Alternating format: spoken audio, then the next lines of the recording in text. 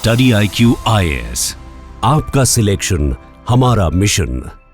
Indian premiere league, भारतीय cricket team, हजारों करोड़ों क्रिकेट फैन, हजारों करोड़ों रुपए का मुनाफा, भारतीय टीम का सिलेक्शन, कितने सारे स्टार्स, कितने सारे भगवान बीसीसीआई ने पैदा किए।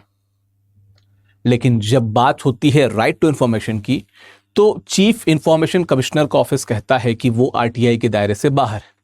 अब ये प्रथम दृष्टया सुनने में लग सकता है कि ये क्या ऊल जलूल सा निर्णय है। अरबों खरबों में व्यापार करने वाली बीसीसीआई आरटीआई के दायरे से बाहर कैसे हो गई। अपनी जो रात 9 बजे में पॉलिटी की सीरीज लेता हूं उसमें ऑलरेडी बता चुका हूं कि जो बीसीसीआई है वो स्टेट के डिफिनेशन में नहीं आती, लेकिन फिर भी वो आरटीआई के दायरे में आ सकती थी। लेकिन अब आरटीआई के दायरे में क्यों नहीं है, इस पे हम विस्तार से आज बात करेंगे, हर एक विषय पे। ठीक है, चलिए। ये पीडीएफ मिलेगा आपको मेरे टेलीग्राम यानी कि टारगेट यूपीएससी विकास सिंह पे, स्कैन करके जुड़ जाइए। इट्स विकास लाइव इंस्टाग्राम पे जुड़ना चाहें, आपका बहुत बहुत स्वागत है।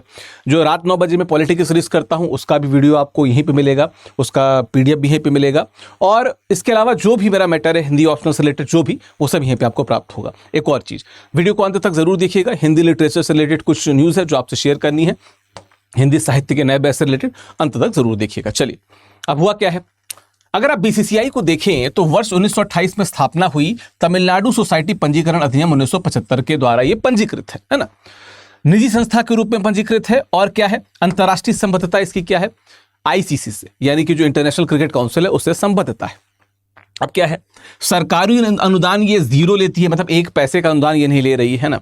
मीडिया अधिकार है, प्रायोजन से, आईपीएल टिकट बिक्री से इनका पैसा आता है, जो भी इनके पास सोर्स ऑफ इनकम है। ठीक है, आंतरिक चुनाव द्वारा यहाँ पे निर्वाचित पदाधिकारी होते हैं, ऐसा भी नहीं है कि बाहर से कहीं सरकार के द्वारा आ रहे हैं। तो अब क्या है कि बीसीसीआई के इस पूरे जो प्रोजेक्शन को आप देख रहे हैं, तो जो सबसे इंपॉर्टेंट बात लग रही है वो क्या लग रही है, वो ये, सरकार से 1 पैसे की ये किसी प्रकार की अनुदान तो ले नहीं रहे, तो इसलिए वित्तीय रूप से स्वायत्त है, और वित्तीय रूप से स्वायत्त है तो आधा मामला तो यहीं सॉल्व हो जाता है ना। चलिए, अब आरटीआई अधिनियम की धारा 2H के कानूनी फिल्टर को लगाते हैं और देखते हैं कि क्या चीजें हैं क्या नहीं है। पहला फिल्टर है, क्या यह संविधान या संसद या राज्य विधानमंडल के कानून द्वारा स्थापित है। उत्तर है नहीं, क्योंकि यहां पे मैंने ऑलरेडी बता दिया, यहां पे ऑलरेडी आपने देखा। ठीक है, आगे, क्या यह सरकार के स्वामित्व ओंड में है। नहीं, मैं ऑलरेडी भी बताया। क्या यह सरकार द्वारा नियंत्रित है। नहीं, बिल्कुल भी नहीं। क्या यह सरकार द्वारा पर्याप्त वित्त पोषित है। उत्तर है बिल्कुल भी नहीं। क्यों, ये 0 पैसा लेती है, पैसा ही नहीं लेती है। तो क्या है, आरटीआई एक्ट के तहत पब्लिक अथॉरिटी बनने के लिए संस्था का कानूनी रूप से सरकार द्वारा निर्मित होना या वित्तीय प्रशासनिक रूप से सरकार पर निर्भर होना अनिवार्य है। सत्ता जनता की है, सूचना भी जनता की होनी चाहिए, लेकिन बीसीसीआई इस परिभाषा से क्या है, बाहर है। ठीक, अब जब हम कानून की बात करते हैं, है ना, रूल ऑफ लॉ की बात करते हैं, तो लॉ तो यही कह रहा है, इस आधार पे कुछ गलत है भी नहीं। लेकिन समय समय पे कुछ केसेस हुए, हम आगे उनको भी देखेंगे, जिन्होंने इस दिशा में सोचने के लिए कम से कम सरकार की बात की, है ना। चलिए, वैधानिक निकाय, स्टैट्यूटरी और पंजीकृत निकाय, रजिस्टर्ड के बीच में डिफरेंस एक बार देख लेते हैं। एक होता है स्टैट्यूटरी, किसी स्टैट्यूट द्वारा बना हो, किसी कानून द्वारा बना हो, जैसे SBI, state bank of India क्या है, स्टैट्यूटरी बॉडी है, संसद द्वारा पारित एक एसबीआई एक्ट 1955 के द्वारा ये विनियमित होती है ना। आरटीआई की स्थिति क्या, ये एक पब्लिक अथॉरिटी है एसबीआई, लेकिन ये जो है बीसीसीआई, ये रजिस्टर्ड ओनली है। ठीक है, रजिस्टर्ड बॉडी है, क्रिकेट प्रशासकों द्वारा स्वेच्छा से निर्मित, और तमिलनाडु सोसाइटी अधिनियम 1975 द्वारा पंजीकृत है। आरटीआई स्थिति क्या है, ये पब्लिक अथॉरिटी नहीं है। तो क्या मतलब, कानून द्वारा बनाया गया और कानून के तहत पंजीकृत होना एकदम डिफरेंट चीज है। और यही वो पॉइंट है जो मेन है, जो इंपॉर्टेंट है ये समझने में कि ये क्यों आरटीआई के दायरे से बाहर है। चलिए, अब देखते हैं 2026 में अभी जिस निर्णय की हम बात कर रहे हैं, सीआईसी का जो निर्णय है, उसको अगर देखें तो उसका आधार क्या है, मेन आधार क्या है, नियंत्रण और वित्त पोषण का अभाव। पूरी तरीके से वित्त पोषण का तो मैंने बता दिया, कुछ और देखते हैं। नियंत्रण का अभाव क्या है, थलप्पन केस 2013, थोड़ा इसकी बात भी करेंगे हम लोग। क्या नियंत्रण का अर्थ क्या है कि व्यापक और प्रभावशाली, सिर्फ नियामक पर्यवेक्षण नहीं नियंत्रण है इस प्रकार का। ठीक है, बीसीसीआई में कोई सरकारी नियुक्ति नहीं है। निर्णयों के लिए टीम जब चुनती है तो सरकार से अनुमोदन नहीं लेती, वो अपने हिसाब से जो उनके चयनकर्ता होते हैं वो टीम को चयन करते हैं। अगला क्या है, सीआईसी। अब जब वित्त पोषण की बात कर लें तो सीआईसी क्या कहता है, पर्याप्त वित्त पोषण वह है जिसके बिना संस्था का अस्तित्व संकट में पड़ जाएगा।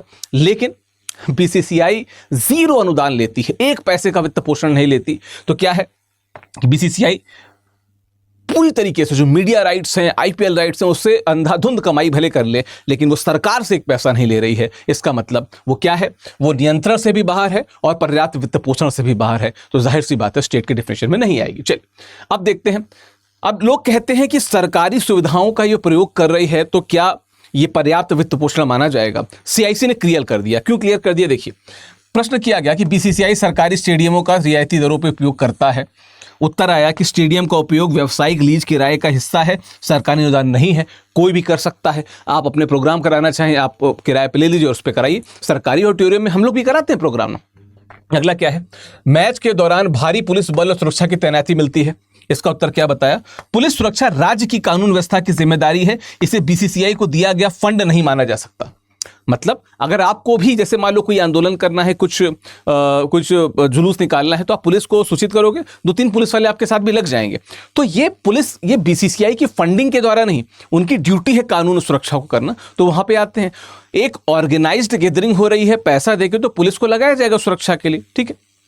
तो क्या है सीआईसी का स्पष्ट संदेश, क्या कि अप्रत्यक्ष सुविधाएं सेक्शन 2H के तहत सब्सटैंशियल फाइनेंसिंग का जो पैमाना है उसमें खरी नहीं उतरती, इसलिए बीसीसीआई आरटीआई के दायरे से क्या हो जाएगी, बाहर हो जाएगी, ठीक है। कुछ केसेस हैं, जैसे हम लोढ़ा समिति की बात करते हैं, है ना, तमाम केसेस हैं, उन केसेस को थोड़ा सा देखते हैं। जैसे 2005 में जी टेलीफिल्म्स लिमिटेड की बात कर लें कि बीसीसीआई की स्थिति को तय करने के लिए, तो पहले क्या था, बीसीसीआई संविधान के अनुच्छेद 12 के तहत राज्य नहीं है, क्योंकि इसमें सरकार की कोई वित्तीय प्रशासनिक हिस्सेदारी नहीं है। मेरी पॉलिटी की क्लास जाइए, तो उसमें जब मैंने स्टेट को डिफाइन किया है आर्टिकल 12 के तहत, तो उसमें इस प्रश्न को सॉल्व किया, इसी केस को सॉल्व किया कि क्यों बीसीसीआई एक इस प्रकार से स्टेट नहीं है। 2013 में थलप्पन बैंक केस, आरटीआई में नियंत्रण का अर्थ केवल नियमन नहीं बल्कि गहरा और व्यापक नियंत्रण बताया गया, वो है नहीं, इसलिए वो भी बाहर हो गया।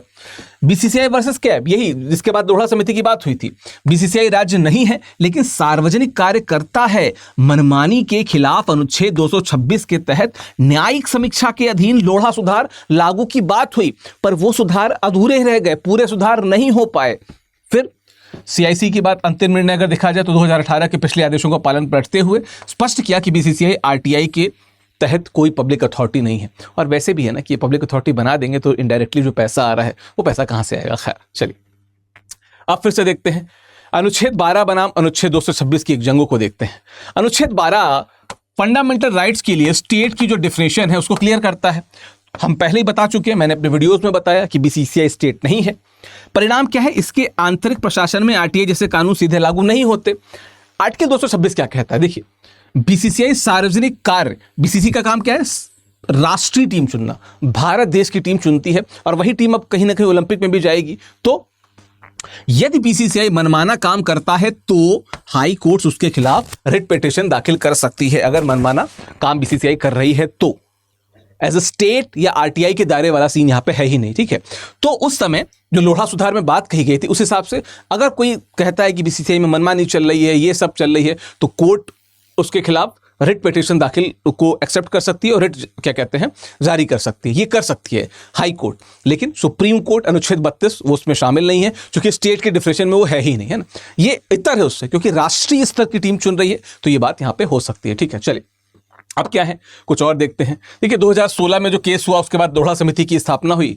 यह हुआ कि कई सारी सिफारिशें थी कि बीसीसीआई को आरटीआई के दायरे में लाया जाए और भी फलाना ठिकाना कई सारे सुधार, अधूरा रह गया, नहीं बात हो पाई। देखिए जहां पे भी ना, जहां पे अबाध पैसा आ रहा है वहां पे किसी प्रकार के रिस्ट्रिक्शंस की बात करेंगे कोई नहीं स्वीकारेगा, ना होने देगा। 2018 में जो 275 वित्तीय आयोग की रिपोर्ट थी, सार्वजनिक कार्य करने वाले खेल निकायों को आरटीआई के तहत लाया जाए, पर इस पर भी कानून नहीं बना। क्यों बनता, पैसा आ रहा था, पैसा रुक जाता। राष्ट्रीय खेल प्रशासन अधिनियम 2025 क्या कहता है, जो खेल निकाय सरकार से अनुदान लेते हैं वो आरटीआई के दायरे में आएंगे। बीसीसीआई पे प्रभाव क्या, शून्य, क्योंकि वो 1 पैसे का अनुदान नहीं लेता है, तो कोई बात ही नहीं है। लोकतंत्र में क्या है, अब देखिए यहाँ पे लिखा हुआ है कि सिफारिश और बाध्यकारी कानून के बीच का अंतर है ही जो है वो बीसीसीआई का क्या है, सुरक्षा कवच। बीसीसीआई नियंत्रण और पैसे दोनों के हिसाब से स्वतंत्र है, एंड बिकॉज ऑफ दैट, उस कारण से बीसीसीआई एकदम ओपनली वहां पे खड़ा है, उसको कोई भी वहां पे नहीं रोक सकता, टच कर सकता, नहीं कर सकता, ठीक है। चलिए अब क्या करें, आरटीआई के दायरे से बाहर रहने के लिए प्रभाव क्या है। प्रशासनिक जवाबदेही शून्य है, आपने क्या कहते हैं ईशान किशन को क्यों हटा दिया था, क्यों आपने अभी विराट कोहली को बाहर जाने को बोला, इस प्रकार की चीज़ें कोई नहीं पूछने वाला, ठीक है। आर्थिक अपारदर्शिता, यस, आईपीएल कॉन्ट्रैक्ट्स, पैसे, है ना, मनी लॉन्ड्रिंग, तमाम चीज़ें इसमें शामिल रहती हैं। निजी एकाधिकार, कौन अपनी मोनोपोली छोड़ना चाहेगा, न ईस्ट इंडिया कंपनी ने चाहा, न बीसीसीआई चाहेगी। और तुलनात्मक दृष्टिकोण क्या कहता है, अब ऑस्ट्रेलिया इंग्लैंड में क्या है, क्रिकेट बोर्ड सार्वजनिक जवाबदेही के लिए बाध्य है ऑस्ट्रेलिया इंग्लैंड में, तभी ऑस्ट्रेलिया में इतने फेयर सिलेक्शंस होते हैं, कोई कितना भी खराब परफॉर्म करे और सेलिब्रिटी तो उसको हटा दिया जाता है, कोई थोड़ा भी अच्छा परफॉर्म करे किसी भी एज का उसको ले लिया जाता है। भारत में ऐसा नहीं है, ठीक है। बीसीसीआई पूरी तरीके से स्वतंत्र है, निजी है और अपारदर्शी है, तो यहाँ पे हमेशा although our team is champion but still बहुत से ऐसी बातें होती हैं, जैसे भुवनेश्वर कुमार के सिलेक्शन की बात कर लें, मोहम्मद शमी की सिलेक्शन की बात कर लें, चीज़ें तो दायरे से बाहर ही दिख रही हैं ना। खैर, अब क्या है, सीआईसी के इस निर्णय की आलोचनात्मक अगर हम विश्लेषण देखें तो क्या है, पक्ष की बात करें तो कानूनी स्थिरता, आरटीआई एक्ट की परिभाषा स्पष्ट है, न्यायालयों को संसद के इरादे का सम्मान करना चाहिए, है ना, ठीक है। अच्छा, 2019 में जो परिवर्तन हुए तो खुद सरकार ने अपने लिए बहुत आसान राह चुन ली थी, है ना। चलिए, हस्तक्षेप से बचाव क्या, आरटीआई के नाम पे खेल प्रशासन में अनावश्यक नौकरशाही हस्तक्षेप करेगा, हो सकता है सही से खेल ना हो पाए। पाकिस्तान में हम लोग देख रहे हैं ना क्या स्थिति हो चुकी है, वो भी गलत सोच नहीं है ना।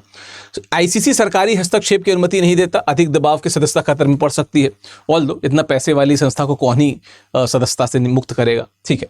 विरुद्ध में तर्क क्या है, लोक कार्य सिद्धांत, राष्ट्रीय हित का प्रतिनिधित्व करने वाली संस्था की जवाबदेही होनी चाहिए, आरटीआई के दायरे में ये होनी चाहिए, ठीक है। अगला क्या है, अपारदर्शिता, खिलाड़ियों, राज्य बोर्डों और मीडिया पे बीसीसीआई के अधिकार को क्या बताती है, बढ़ाती है। दबाव, उन पे जो मेंटल प्रेशर बनाया जाता है, उनको रैंडम निकाल दिया जाता है ईगो के चलते, है ना। अगला क्या है, विधि आयोग और लोढ़ा समिति की स्पष्ट सिफारिशों की अनदेखी की गई। इतने सारे सुझाव थे, बल्कि मुझे लगता है कि 2016, 17, 18 के समय बहुत बात हुआ करती थी, किसी सुझाव पे अमल नहीं किया गया, चीजें रास्ते में रह गई। चलिए, क्या है, हम सुधार क्या कर सकते हैं, आप आरटीआई अधिनियम में संशोधन कीजिए, अधिनियम में संशोधन कर सार्वजनिक कार्य करने वाले खेल निकायों को स्पष्ट रूप से शामिल किया जाए, एक ये हो सकता है। दूसरा, जब तक कानून नहीं बनता 2016 के बीसीसीआई व कैफ फैसले के आधार पर न्यायिक निगरानी को रखा जाए, लोढ़ा समिति की बात की जाए। अगला क्या है, बीसीसीआई द्वारा स्वैच्छिक वार्षिक रिपोर्ट और स्वतंत्र ऑडिट प्रकाशित की जाए, उसको बाध्यकारी कर दिया जाए, ताकि जो मन में लोगों की शंका है कि पैसे का मिसयूज होता होगा वो नहीं होगा। और क्या है, एकाधिकार को रोकने के लिए एक वैधानिक खेल नियामक आयोग की स्थापना की जाए, जो एटलीस्ट ऊपर से सुपरविजन करे कि चीजें सही चल रही हैं कि नहीं चल रही हैं। हाँ, इस बात को भी इंश्योर करना होगा कि ऐसा कोई आयोग बीसीसीआई को एकदम से छोटा ना कर दे, या उसके जिसे कहते हैं ना कि उसकी स्वच्छंदता को रोक ना दे, इस पर भी ध्यान देना होगा। तो जो मैं बता रहा था वो ये कि हिंदी साहित्य का जो नया बैच है वो शुरू हो चुका है और 31 मई तक उसमें एडमिशन चलेंगे, फिर एडमिशन क्लोज हो जाएंगे। प्लीज़ ध्यान रखिएगा, हिंदी साहित्य सबसे छोटा, सबसे इफेक्टिव ऑप्शनल सब्जेक्ट है, मैं पढ़ाता हूँ, सबसे ज़्यादा नंबर आते हैं, सबसे ज़्यादा स्टूडेंट सिलेक्ट हुए हैं, और सबसे बड़ी बात, आज तक मेरी क्लास से बाहर कुछ नहीं आया। अगर आप इससे जुड़ना चाहते हैं तो स्टडी IQ की ऐप पे जाइए, स्टडी IQ की वेबसाइट पे जाइए, वहां जाके आप इससे जुड़ सकते हैं, ठीक है। मीनवाइल, अगर आपको पीडीएफ चाहिए तो मेरे टेलीग्राम टारगेट यूपीएससी बाय विकास सिंह पे आपको पीडीएफ मिल जाएगा। आप मेरे इंस्टाग्राम @विकास लाइव पे भी जुड़ सकते हैं, दोनों जगह आपका स्वागत है। बस कमेंट बॉक्स में बताते जाइएगा कि आपकी क्या राय है, क्या बीसीसीआई को आरटीआई के दायरे में होना चाहिए, हाँ तो क्यों, नहीं तो क्यों। कमेंट बॉक्स में आपके कमेंट्स का इंतजार है। बहुत बहुत शुक्रिया, धन्यवाद। स्टडी IQ IAS, आपका सिलेक्शन हमारा मिशन।